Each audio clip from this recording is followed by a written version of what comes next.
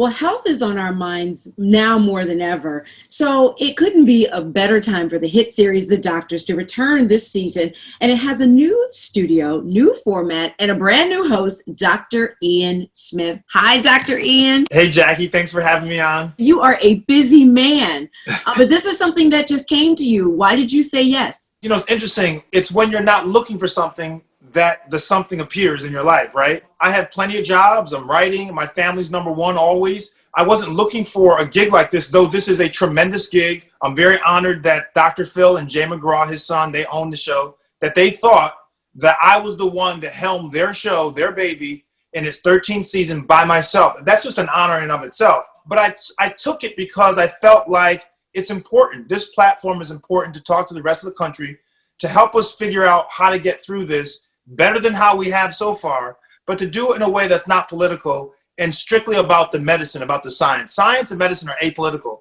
And I think that unfortunately in the country, we've politicized it at the worst time possible. We need each other in an apolitical way to talk about what the remedies are. And so I hope to provide that voice and a void that's been here in the country. So many people have questions and concerns.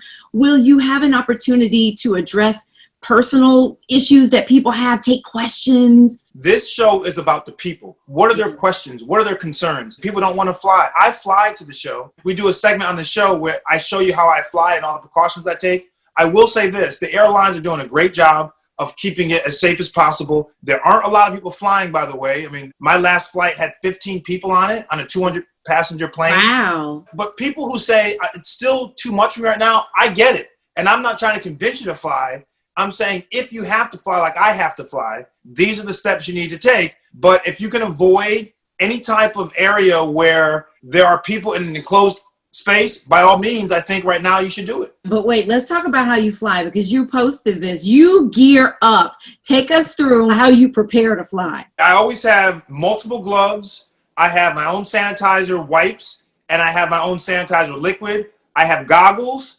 And I have a face shield, and I have several masks. In general, how are you feeling about this whole COVID-19 situation? I am deeply troubled at how inappropriate and how ineffective the world's most powerful and richest country has been at handling a pandemic that is strictly rooted in science. It is not rooted in economics. It's not rooted in politics. It's science. And the idea that scientists and doctors have not led the voice, the resolutions, the decisions is extremely disheartening. We could have gotten through this already.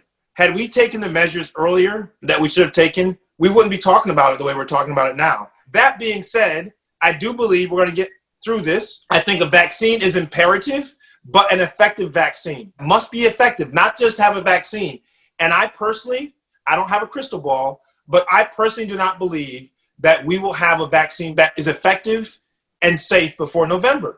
It takes a while to make a vaccine. You have to have trials. It takes time to see if there are side effects, if it's effective. You just can't say, here's a date on the calendar, we need a vaccine by then. That's not how medicine works. And we have to stop telling people that. When I tell you I'm going to be tuned into this show every day, because I'm not obsessed with COVID-19. I'm obsessed with being healthy.